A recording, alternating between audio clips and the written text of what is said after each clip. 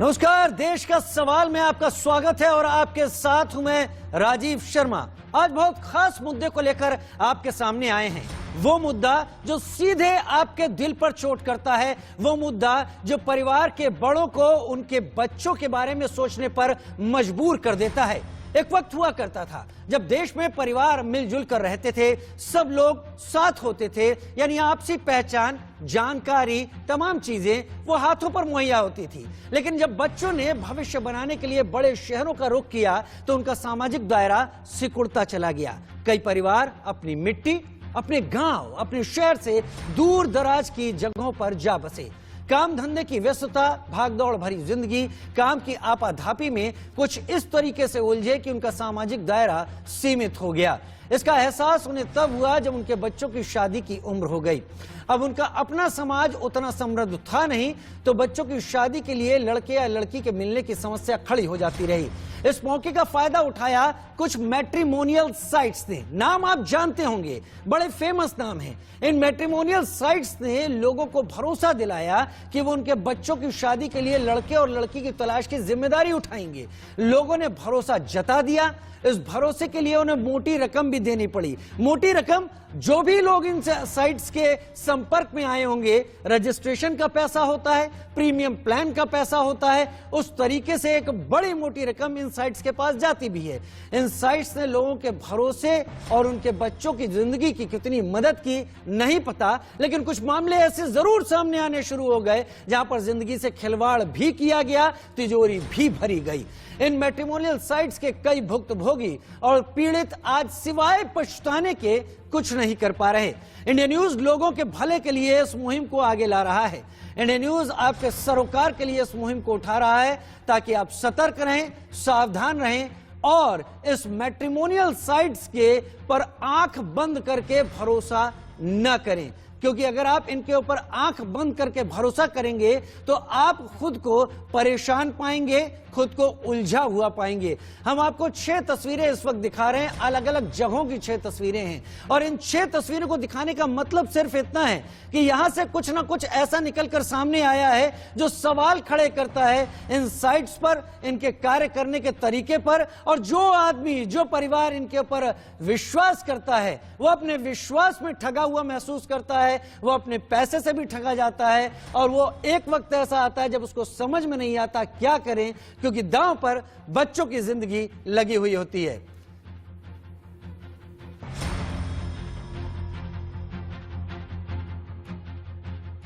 उसको पसंद आ गई तो उन्होंने बोला कि हम लोग आपका कॉन्फ्रेंस पे तुम दोनों का बातचीत करवा देंगे, तो आप एक बार बात कर लो। फिर उनका कुछ कॉन्फ्रेंस पे उन्होंने बात भी करवा दिया। फिर उन्होंने बोला कि आपको अभी नेक्स्ट मीटिंग अगर लड़की के साथ करना है तो आपको और 10,000 रुपीज़ भरना पड़ेगा, तब जाके आपको मीटिंग करने का रहेगा। तो वो मीटिंग के लिए रेडी हो गया, उसने 10,000 भर भी दिए। अभी आफ्टर दैट वो उसके बाद मीटिंग जो डिसाइड हुआ उसका वेन्यू भी shaadi.com वाले ही डिसाइड करेंगे। तो वेन्यू भी उन्होंने डिसाइड किया, वो वेन्यू था कोहिनूर होटल। तो वो लोग मीटिंग के लिए भी चले गए। अभी वो जो भी खर्चा था 45-50,000 के आसपास वो जो खर्चा आया वो भी लड़के ने दे दिया। मीटिंग होने के बाद आफ्टर सर्टेन डेज के बाद वो लड़की के यहाँ से रिप्लाई आ गया कि उसने वो रिजेक्ट कर दिया है। सो एक्चुअली ऐसा हुआ है कि जो है हम लोग को ऐसा लगता है कि ये सब पूरा स्कैम चल रहा है।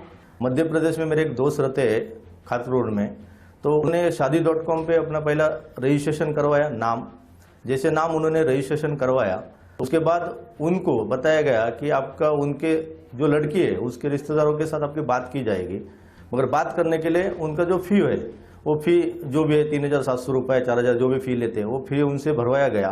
फ़ी भरवाने के बाद बाकायदा उनके रिश्तेदारों के साथ उनकी बातचीत भी करवाई गई। और बातचीत में बाद में उनसे ये हुआ कि अभी उनकी बातचीत हुई तो उनको बताया गया अभी लड़की देखना है आपको, तो फिर अलग से फिर से आपको लगभग 10,000 रुपये भरने ना लगेगा। तो 10,000 भरने के बाद लड़की दिखाई जाएगी। तो अभी उनको तभी ध्यान में आ गया कि ये कुछ ऐसा है कि पहले पैसा लिए 10,000 लिए फिर लड़की देंगे, तो शायद लड़की ऐसा भी हो जाता है। लड़की दिखाने के बाद अभी इनको पता चला तो वो आगे बढ़े नहीं।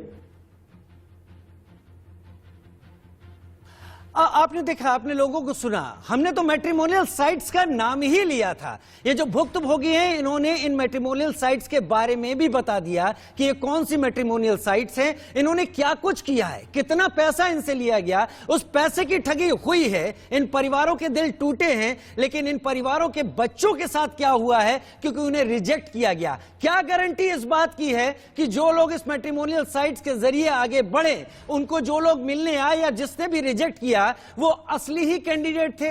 क्या वो डमी नहीं थे? क्या इस बात की यहां पर कोई संभावना नहीं पैदा होती? मेरे साथ तमाम खास मेहमान जुड़ रहे हैं और इसलिए जुड़ रहे हैं क्योंकि इंडिया न्यूज परिवारों के मुद्दे को आपके सामने ला रहा है। नए बदलते समाज में ठगी के भी तमाम तरीके हैं, तमाम चीजें सामने आ रही हैं और उसमें अगर लोगों का दिल टूटता है, आत्मा छलनी होती है, समय खराब होता है, तो इसका जिम्मेदार कौन होगा? मेरे साथ कल्पना सक्सेना जी जुड़ने वाली हैं, जो कि आईपीएस हैं, पुलिस सेवा से आती हैं, इन चीजों को बहुत बेहतर तरीके से समझती हैं। अनुजा कपूर मेरे साथ जुड़ रही हैं, सीनियर क्रिमिनल लॉयर हैं, बहुत बेहतर तरीके से वो ये भी समझाएंगी कि इसके पीछे कानून क्या कर सकता है, क्या कानून की सीमाएं हैं, कहां तक मदद करने के लिए आगे आ सकता है। पारुल खेरा सोशल एक्टिविस्ट के तौर पर मेरे साथ जुड़ रही हैं। समाज में क्या ये इक्का दुक्का मामले हैं या इससे भी ज्यादा कहीं घुन की तरह ये तमाम चीजें फैल गई हैं, जहां पर सिर्फ और सिर्फ पैसा नजर आता है? लोगों की भावनाएं, लोगों की जरूरत, लोगों का दिल वो हमेशा दूसरी पायदान पर होता है। हालांकि जो ऐड बनते हैं वो दिल को सीधे जाकर छूते हैं, लिहाजा लोग इनकी तरफ आकर्षित होते हैं। इसके अलावा मेरे साथ वो पीड़ित भी जुड़ेंगे, मेरे साथ लखनऊ से भी 2 पीड़ित जुड़ेंगे, मेरे साथ इंदौर से भी 1 पीड़ित जुड़ेंगे, मेरे साथ एक दुबई से भी पीड़ित जुड़ेंगे और इनके साथ मेरे साथ एडवोकेट विनय वी जोशी भी जुड़ेंगे और वो भी बताएंगे कि कानूनन हम इस सब में क्या कुछ कर सकते हैं। और कल्पना जी मेरे साथ अभी थोड़ी देर में आईपीएस हैं, वो मेरे साथ थोड़ी देर में जुड़ेंगी। मैं सबसे पहले पारुल खेरा आपके पास आता हूं क्योंकि आप सोशल एक्टिविस्ट हैं। पारुल, मैंने अभी 2 लोगों की बात आपको सुनवाई, दोनों ने मैट्रिमोनियल साइट्स का नाम लिया, ये बताया कितने पैसे उनसे लिए गए थे, ये बताया कि उसके बाद मीटिंग के लिए उन्हें बुलाया गया और ये भी बताया कि उसके बाद और पैसा लगाने के बावजूद कहा गया कि रिश्ता नहीं हुआ। ये क्या एक ही मामला है? क्या ये 2 मामले हैं या ये कुछ ही मामले हैं? क्योंकि अगर मैं आपके सामने आंकड़ा रखूं, हालांकि हमारे साथ जिन लोगों ने अपनी बात कही उन्होंने कहा 10,000 रुपए उनसे लिए गए, मैं इस आंकड़े को भी कुछ एक तक सीमित करके आपके सामने बात करता हूं। मान लीजिए 1,000 रुपए ही लिए गए होंगे इन मैट्रिमोनियल साइट्स के जरिए। देश में 130 करोड़ की आबादी मान लेते हैं, 5 लोगों का एक परिवार मान लीजिए, तो करीब 26 करोड़ के करीब परिवार होते हैं। उसका भी 1/3 अगर हम ले लें, 10 करोड़ ले लें, तो ये बहुत बड़ा पैसा है जो इस संबंधों के खिलवाड़ के पीछे लगा हुआ है, जिस पर नजर है। पारुल, पहले आप देखिए, पहले क्या होता था, जब किसी का रिश्ता तय होता था तब आपके घर वाले, आपके रिश्तेदार, आपके कम्युनिटी, समाज के लोग आप लोगों को रिश्ते बताते थे। आज वो बहुत कम हो गया। आजकल लोग ऑनलाइन मैट्रिमोनियल साइट्स के थ्रू ज्यादा जाते हैं। और आप देखिए, अगर वो इतना, मतलब ये इतना बड़ा आपकी जिंदगी का डिसीजन है, पूरा लाइफ लॉन्ग डिसीजन है, आप इतना रिलाय करते हैं ऐसे प्लेटफॉर्म पे, और जब ऐसे प्लेटफॉर्म आपको फ्रॉड करते हैं आपके साथ, तो वो कितना दुखद है। मतलब इतनी रकम, ये ऐसे इक्का दुक्का केस नहीं है, ऐसे काफी केसेस आए हैं, इंडिया में नहीं, इंडिया से बाहर भी। और इंडिया में भी धीरे धीरे आप देखिए तो साइबर क्राइम धीरे धीरे बढ़ रहा है, चाहे वो हैकिंग हो, फिशिंग हो, किसी भी तरीके की फेक प्रोफाइल्स हो, ये कितना ज्यादा बढ़ता जा रहा है। मुझे लगता है हमारी सरकार को एक सख्त कानून की जरूरत है, जहां पर, क्योंकि आजकल ऑनलाइन ही हर जगह का मीडियम है, आजकल स्कूल की पढ़ाई ऑनलाइन हो रही है, पूरा दिन लोग फोन पे रहते हैं। तो मुझे लगता है कि जितना ये साइबर क्राइम बढ़ता जा रहा है, और अगर आप आंकड़े भी देखें 2018 से लेकर अब तक 2020 तक ही 11 से 12% बढ़ गया, जो कि काफी ज्यादा है। तो मुझे लगता है सरकार को जरूर सोचना चाहिए और इस पे अमल करना चाहिए कि ऐसे कुछ स्ट्रिंजेंट लॉज आए जिससे अब ये आंकड़े गिरे। ऐसे कुछ लॉज आने की जरूरत है। पारुल, मेरे पास सवाल हैं आपके लिए, बहुत सारे सवाल हैं, लेकिन अब आप लोगों से सवाल लेने के पहले मैंने अभी 2 पीड़ितों की बात आपके सामने रखी थी। कुछ पीड़ित मेरे साथ इस वक्त लाइव जुड़ भी गए हैं और मैं उनके सामने सीधे जाना चाहूंगा। मेरे साथ दुबई से भी पीड़ित जुड़े हुए हैं, मेरे साथ लखनऊ से भी पीड़ित जुड़े हुए हैं और मेरे साथ इंदौर से भी पीड़ित जुड़े हुए हैं। दुबई से जो पीड़ित मेरे साथ हैं, आप बताइए आपके साथ क्या हुआ, किस तरीके से हुआ और उसके बाद आगे जाने वाले जो स्टेप थे वो क्या क्या आपके सामने किए गए, जिसमें आपको शुरुआत में समझ में नहीं आया कि आपको ठगा जा रहा है या आपको सच्चाई आपके सामने बताई जा रही है। जी, बहुत बहुत धन्यवाद आपका मुझे इस चैनल पे बोलने का मौका देने के लिए। मैं इंडिया न्यूज़ का बहुत बहुत धन्यवाद करती हूँ। जी, तो जैसा कि मैंने अभी आपने जो पहले कुछ लोगों की बात सुनवाई, मेरे साथ भी कुछ वैसा ही हुआ। मैंने लास्ट ईयर, पिछले साल मैंने रजिस्टर किया था क्योंकि हम लोगों को तलाश थी एक अच्छी लड़की मतलब एक लड़की की तलाश थी जो मैं ढूंढ रही थी अपने बेटे के लिए। और मुझे किसी ने हमारी एक रिपोर्ट आपको यहां पर दिखा देते हैं। उस रिपोर्ट के जरिए जानते हैं कि लोगों के दिल में कितना कुछ दर्द भरा हुआ है। एक उम्मीद, एक आशा के तौर पर कि आगे जाएंगे, परिवार अच्छा मिलेगा, लेकिन उसके पीछे क्या कुछ चल रहा है, एक रिपोर्ट देख लेते हैं पहले। जो मैट्रिमोनियल साइट पर अपनी प्रोफाइल अपलोड की और उन्होंने 7 लाख के ऊपर का अमाउंट खोया है इस ट्रैप में गिरने के बाद। आइए चलते हैं, बात करते हैं विक्टिम से, जानते हैं कि क्या हुआ एक्चुअली इस इंसिडेंट में। तो बताइए कि आपके साथ एक धोखा हुआ है जिसमें आपने बताया कि एक मैट्रिमोनियल साइट में आपने अपना इंट्रोडक्शन किया था, अपना प्रोफाइल डाला था, तो क्या हुआ, कहाँ से शुरू हुआ ये शुरू हुआ है। मुझे बचपन से अब्रॉड में पढ़ाई करने के लिए बहुत ख्वाहिश थे, तो उसके चक्कर में मैं लंदन गई थी और 1 साल वहाँ पे मास्टर्स पढ़ी थी। मैं अपने मास्टर्स करी थी, तो उसके बाद ये कोविड सिचुएशन की वजह से वापस आना पड़ा मुझे।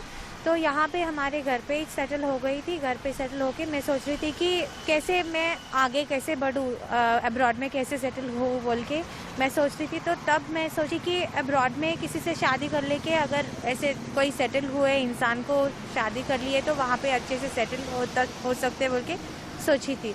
तो मेरे प्रोफाइल पूरे शादी के वेबसाइट्स पे डाली और एक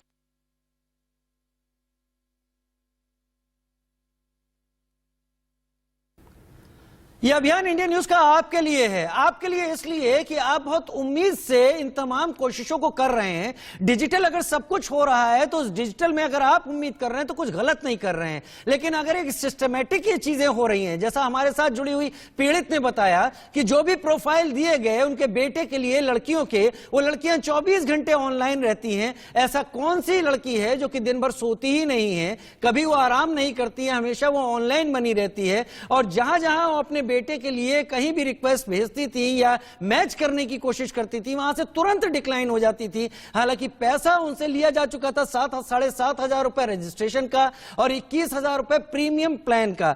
मेरे साथ तमाम लोग अभी इस वक्त जुड़े हुए हैं। मैं इसके बाद चलता हूं उत्तर प्रदेश से भी मेरे साथ 2 लोग इस वक्त जुड़ रहे हैं जो अपनी आप बीती के साथ मेरे साथ जुड़े हुए हैं। मेरे साथ एक पुरुष है और एक महिला उत्तर प्रदेश से जुड़ रही है। बताइए आप लोगों के साथ क्या क्या हुआ, एक एक करके बताएं और ये भी बताएं कहां हुआ, कितना वक्त लगा, क्या क्या आपने देखा और क्या झेला और इस साइट ने आपके साथ क्या व्यवहार रखा।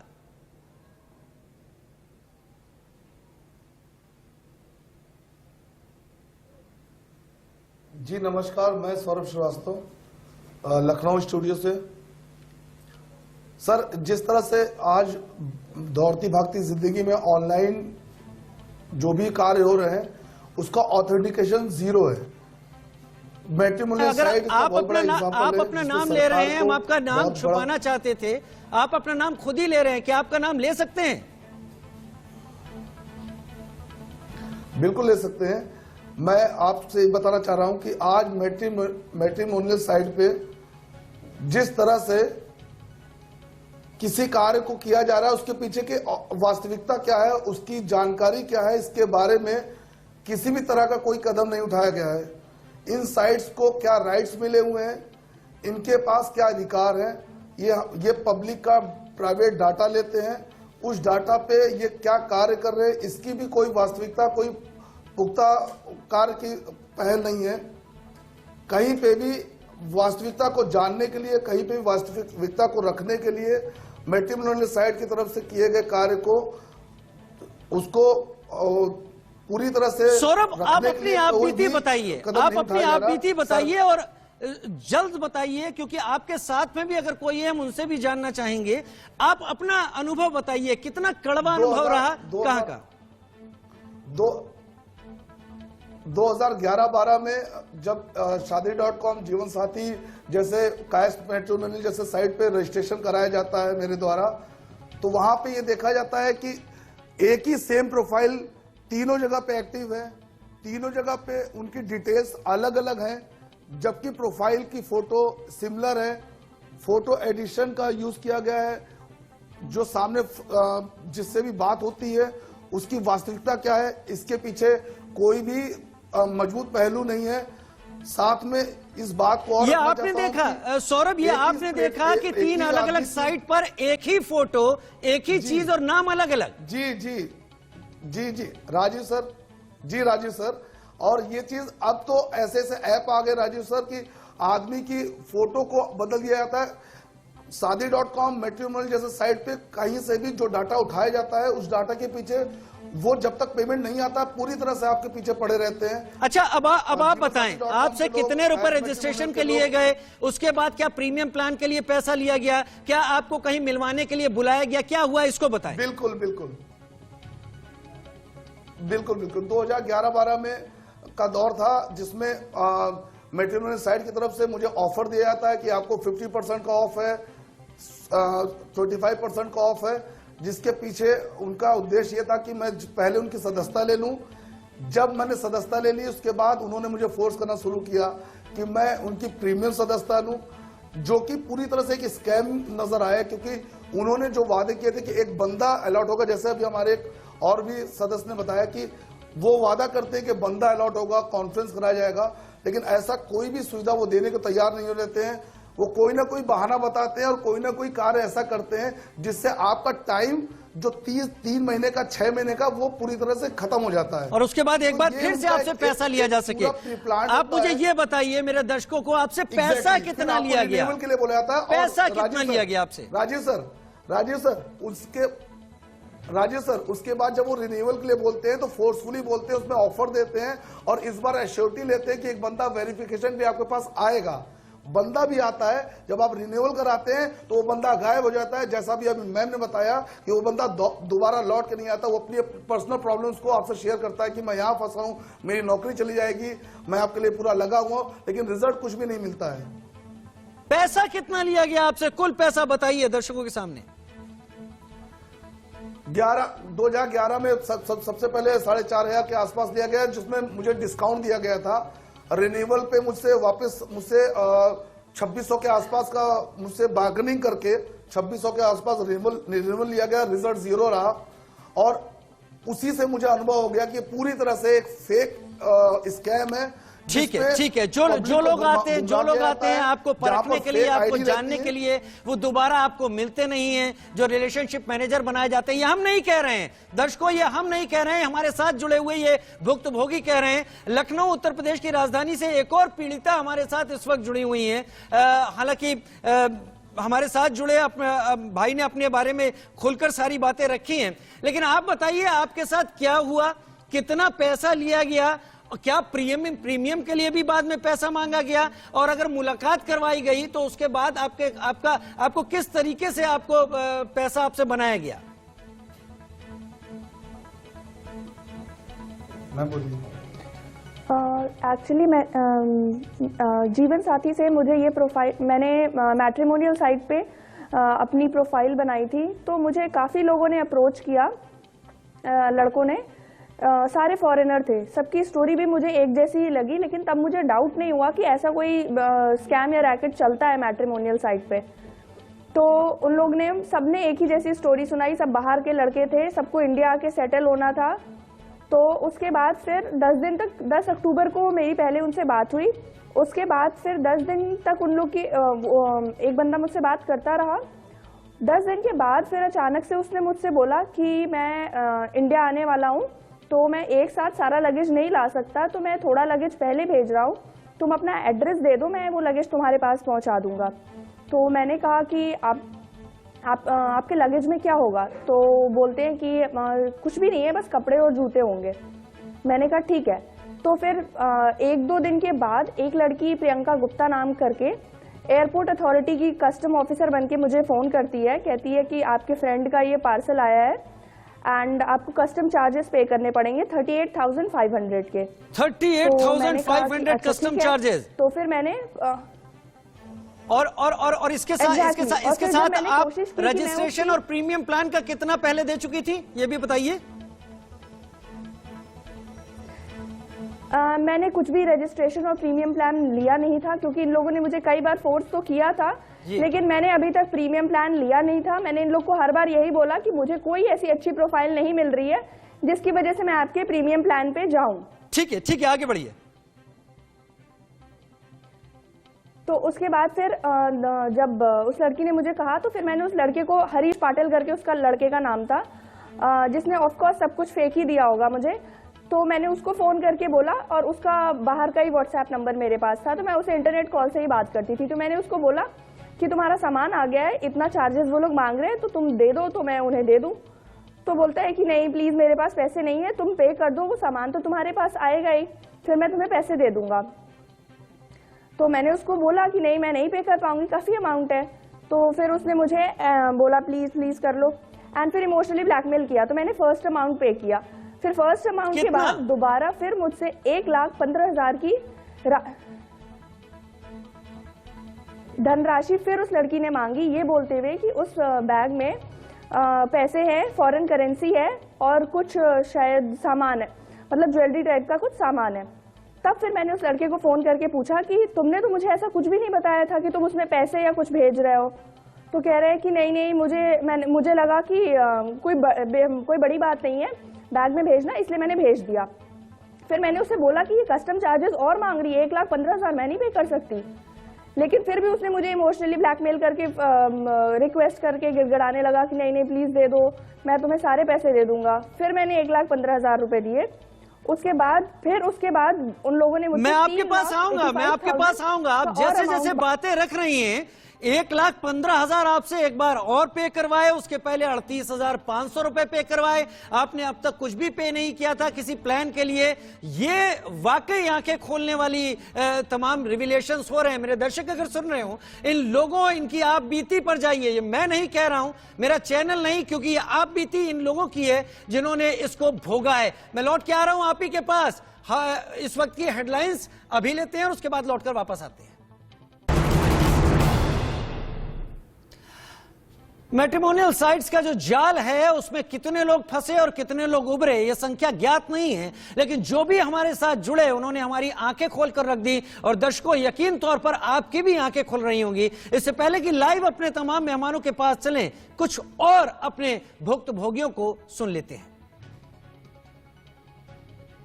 शादी.com से देखिए, हमने संपर्क नहीं किया था, हमारे एक फ्रेंड थे जो है, तो उन्होंने जो है एक पेपर में जो कट ऑफ निकलता है जो है, तो उस माध्यम से उन्होंने जो है संपर्क किया उस नंबर पे। जो बंदा जो है 2,000 दे करके वो फंस चुका है ऑलरेडी, तो उसके मन में ये आता है कि चलिए हम तो फंस गए हैं, अब जो है तो अगर जो है मैं और पैसा नहीं दूंगा तो हमारा पैसा वो लैप्स हो जाएगा। तो इससे बढ़िया है कि जो ये कह रहे हैं वही बात हम मान लें। तो आपका मतलब ये है कि ऑफर के नाम पर पहले उनको फंसाया गया, फिर उनसे और कुल कितने पैसे लिए गए? मेरे ख्याल से उनसे जो है लिए गए 5-6 हज़ार के आसपास लिए गए थे। उसके बाद क्या जो शादी.com जो कहता है वो हमसे संपर्क किए कि भैया मतलब आपके जो है तमाम अधिकारी हम जान पहचान में हैं। तो मैं जो है, मेरे पास एक कॉल आया था, ठीक है, कि आप शादी के लिए लड़की तलाश रहे हैं। हमने की हाँ, तो बोला हमारी कंपनी है bestsathi.com आगरा, तो वहाँ आप जो है आवेदन कर दिए, ठीक है, तो हम आपके लिए लड़की जो है मिलवा देंगे आपको। कोई आवेदन की फीस वगैरह? हाँ, आवेदन की फ़ीस ली थी मुझसे 3,000 रुपये, उसके बाद 5,100 रुपये बाद में। और लड़की से बातचीत भी करवाई, ठीक है, और इस तरह से लड़की भी तैयार थी, ठीक है। और बाद में जो है जो लड़की से जब हमारी बातचीत होने लगी, बाद में एक बार उन्होंने bestach.com ने हमारा बातचीत करवाई थी, उसके बाद हमारी बातचीत होने लगी। तो इस तरह से धीरे धीरे, ठीक है ना, वो मतलब एक तरह फैमिलियर हो गए हम। तो फैमिलियर होने के बाद जो है उसने जो है बताया कि कोरोना हो गया है, ठीक है ना, कोरोना हो गया। तो इस तरह से वो और उसकी भाभी दोनों मुरैना हॉस्पिटल में, सिटी हॉस्पिटल में भर्ती हैं। तो पैसे की जरूरत। मैंने अपने बेटे का प्रोफाइल शादी.com पर बनाया, क्योंकि हमें उसके लिए एक अच्छी लड़की की तलाश थी। प्रोफाइल बनाने के कुछ दिनों के बाद इस प्रोफाइल को बनाने के लिए मैंने उन्हें 7,500 रुपया दिया, सिर्फ रजिस्टर करने के लिए 7,500 रुपया। उसके बाद कुछ दिनों के बाद मेरे पास एक फ़ोन आता है बताने के लिए कि अगर मैं प्रीमियम मेंबरशिप ले लेती हूँ तो उसमें मुझे एक पर्सनल रिलेशनशिप मैनेजर दिया जाएगा, जो कि हर हफ्ते कम से कम 4 से 5 प्रोफाइल्स, हैंड पिक्ड प्रोफाइल्स हमें भेजेगा। और वो प्रोफाइल अगर हमें पसंद आ जाती है तो वो हमारी उस लड़की के माँ बाप से बात करवाएगा, पेरेंट्स की मीटिंग करवाएगा। रजिस्ट्रेशन का पैसा 7,500 रुपए, प्रीमियम पर आने के लिए और 21,000 रुपए। ये तो वो रकम है जो हमारे साथ जुड़े हुए लोग बता रहे हैं। चलिए मैं आपके सामने एक आम सा खाका रखता हूं एक बार फिर से। देश की जनसंख्या 130 करोड़ मान लेते हैं, और मान लेते हैं एक परिवार में 5 लोग हैं, यानी करीब करीब 26 करोड़ के ये परिवार बनते हैं। इसका भी मैं 10 करोड़ परिवार मानता हूं, 16 करोड़ परिवार वालों को अलग कर देता हूं। एक एग्जाम्पल के तौर पर आपके सामने रख रहा हूं। मैं 7,500 और 21,000 की रकम को अलग कर देता हूं। सिर्फ 1,000 रुपए इन साइट्स की तरफ से रजिस्ट्रेशन फीस के तौर पर स्वीकार कर ले।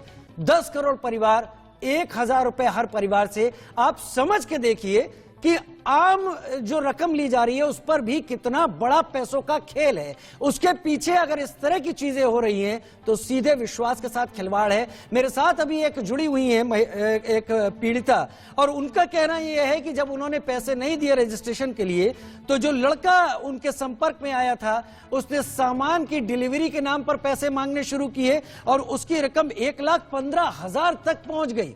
जो लोग उनके साथ जुड़ते थे, जो रिलेशनशिप मैनेजर होते थे, वो हमेशा साथ नहीं रहते थे। अब मैं उन लोगों के पास आऊंगा जो इस फील्ड को बहुत अच्छी तरीके से समझते हैं। Anuja Kapoor senior criminal lawyer मेरे साथ इस वक्त जुड़ी हुई हैं, इन मामलों को बहुत अच्छी तरीके से देखती हैं। थोड़ा देर लगी अनुजा जी आपके पास आने में, लेकिन आपको इन तमाम लोगों की आप बीती तमाम चीजें सुनवा दी हैं मैंने। क्या कानून इन ऐसे मामलों में इनकी मदद कर सकता है, और कर सकता है तो किस तरीके से? क्योंकि ठगने और बेवकूफ बनाने, जहां पर आत्मा तक को छलनी कर दिया जा रहा है, उसके तरीके कई सारे दिख रहे हैं।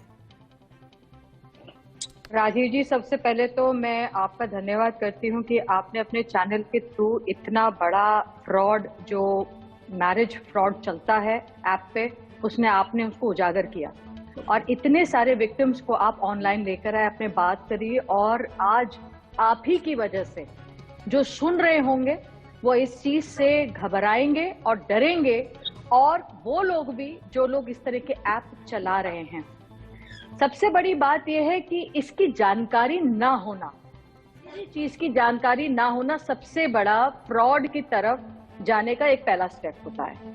अब यहाँ पर आप जानते हैं, लोगों से सुनते हैं, कईयों के रिश्ते बने हैं, तो क्या सारे ऐप, मैरिज ऐप फ्रॉड होते हैं? ये भी एक बात सामने आती है।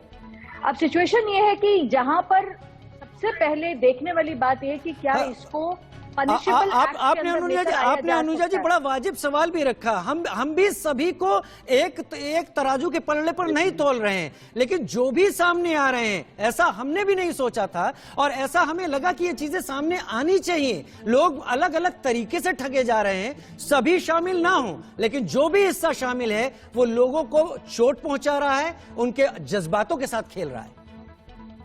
बिल्कुल ठीक कहा आपने। सबसे पहले तो आप ये देखिए कि कौन लोग आपको अप्रोच कर रहे हैं, क्या वो लोग आपको अप्रोच करते हैं, या आप किसी को अप्रोच कर रहे हैं। सबसे बड़ी बात तो पहले यही होता है कि हु आर अप्रोचिंग यू। अगर कोई आपको अप्रोच कर रहा है तो सबसे पहले उसके बारे में आपको दोनों तरफ ये देखना बहुत जरूरी है कि जिस साइट पर आप जाकर बात करने वाले हैं वो साइट कितनी ऑथेंटिक है। अब वो ऑथेंटिकेशंस के बारे में कैसे पता चलेगा? आप ऑनलाइन google.com पर जाकर आप अपने उस साइट्स के जाकर आप देखें, उसके रिव्यूज पढ़िए, उसके बारे में पढ़िए, उसके बारे में देखिए कि कितने लोगों ने उसके बारे में रिव्यू दिया है, उसका रेटिंग क्या दिया है, उसके बारे में उसके बाद अगर हो सके, क्योंकि देखिए ये इतनी बड़ी बात होती है, इतनी बड़ी चीजें होती हैं। मैं अनुजा जी आता हूँ। विनय वी जोशी भी एडवोकेट हैं, आपके ही फील्ड से वो भी आते हैं, लेकिन वो यहाँ पर एक ऐसा रूप लेकर बैठे हैं कि वो कानून की तो बात करने ही वाले हैं, लेकिन वो एक पीड़िता की दर्द को भी बहुत कहीं नजदीकी से जानते हैं। जोशी जी, जो सवाल मैं पूछ रहा हूँ, क्या आपको लगता है वो सवाल वाजिब नहीं है आज के दौर में, जब हम डिजिटली तमाम काम कर रहे हैं, जहां पर पर्दे के पीछे क्या चल रहा है और सामने क्या चल रहा है उसमें काफी फर्क है? देखिए सर, जिस तरीके से मैडम ने भी बताया, अनुजा मैडम ने भी बताया, और आपने जो प्रश्न पूछा, ये देश जो है ना, अभी भी यहाँ पर 70% लोगों को लिटरेसी नहीं है, और हम सब ऑनलाइन डिजिटल जुड़ना चाहते हैं लोग, मगर इसी का फायदा उठाकर जो कुछ लोग हैं जो हमारे साथ ठगी करते हैं, तो ये जो ठगी का रूप है, चाहे ये मेल के रूप में हो चाहे ये फीमेल के रूप में हो, ठीक है, दोनों तरफ से ठगी हो रही है। और ये जो साइट है, चाहे आप शादी.com की बात कर लें, चाहे आप जीवनसाथी.com की बात कर लें, चाहे आप शगुन की बात कर लें, चाहे आप अन्य लोकल जो साइट्स है, जो आज की तारीख में प्ले स्टोर से लेकर तो आपको निजी जीवन में आपको हर चौराहे पे आपको मिल जाएंगे कि हम आपकी ऐसी शादी करवा देते, और इस प्रकार का हमारे यहाँ प्रसंग है ना। तो ये जितने भी लोग हैं, ठगी तो ऑनलाइन ठगी लोगों के साथ हो रही है। और बात रही तो जो हमारे यहाँ की जो ऑनलाइन जो पुलिस है, जो मेट्रो मेडल के विषय को लेकर चलती, जो साइबर क्राइम, वो भी इतने इन लोगों को पकड़ लिया, इन लोगों के साथ सही न्याय कर सके। हेलो जी, बोलिए। हाँ, अभी साइबर पुलिस इतनी सक्षम नहीं है कि इन लोगों को बहुत बारीकी से उसकी इन्वेस्टिगेशन करके उन लोगों को पकड़ा जाए। अगर हम देखेंगे इन सब विषयों को लेके, अगर हम ऑनलाइन कोई विवाह होता है, सबसे पहले तो हिंदू मैरिज के अंदर ये चीज कही जाती है कि Hindu marriage is a sacrament, वो एक संस्कार है। मगर यही जो जीवन साथी है, यही जो शादी.com है, यही जो शकुन.com है, यही जो अन्य .com है जो इस प्रकार की शादी की बात करते हैं, ये .com जोशी जी, इसीलिए हमने शुरुआत में कह दिया था कि समाज अब इतना ज्यादा केंद्रीकृत हो गया कि समाज में इन संबंधों को तलाशने का वक्त नहीं है, जगह नहीं है, लिहाजा इस तरीके के मॉड्यूल बिजनेस के बनने ही थे। उसमें शायद कुछ गलत नहीं है। गलत यहां पर है कि आप बताते कुछ है, होता कुछ है। मैं अभी बता रहा हूं, इंदौर का भी एक मामला है, वहां पर पुलिस ने क्या कहा है, वकील क्या कह रहे हैं पीड़ित की तरफ से, आइए पहले वो भी सुन लेते हैं।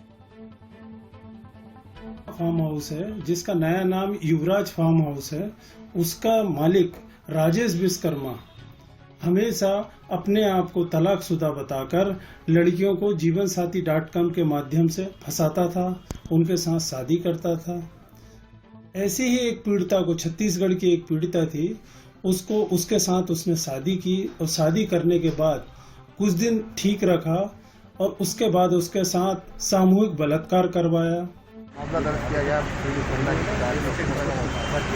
तो पीड़ित महिला द्वारा कल हमको शाम को इस तरह का एक आवेदन पत्र दिया था, जिसमें उसने 4 व्यक्तियों के विरुद्ध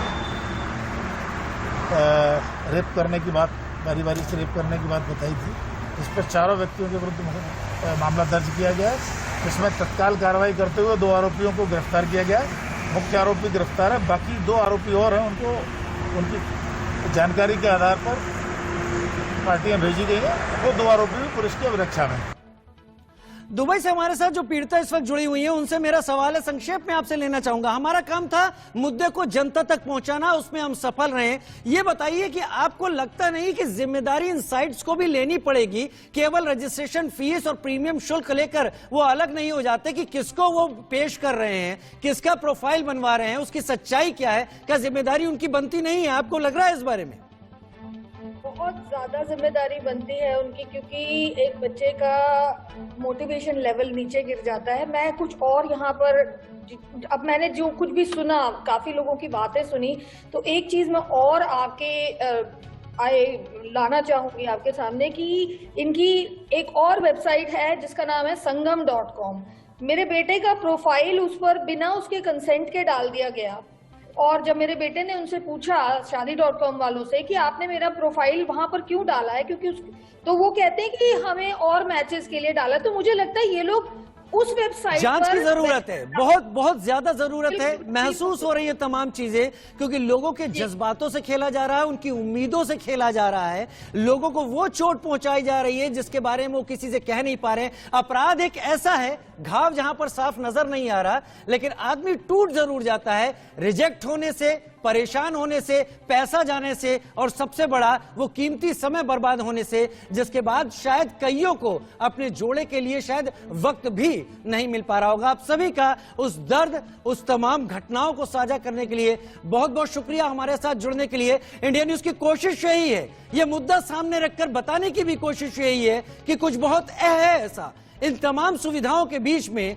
जो कि ठीक नहीं है, जिसे दुरुस्त किए जाने की जरूरत है। ऐसा नहीं है कि पूरा का पूरा तालाब का पानी गंदा है, लेकिन जो हिस्सा भी गंदा है वो पूरे तालाब को खराब करने की हिम्मत रखता है, दम रखता है, और इसके चलते लोग बहुत ज्यादा परेशान महसूस कर रहे हैं। फिलहाल हमारे इस खास पेशकश देश का सवाल में इतना ही। एक छोटे से ब्रेक का।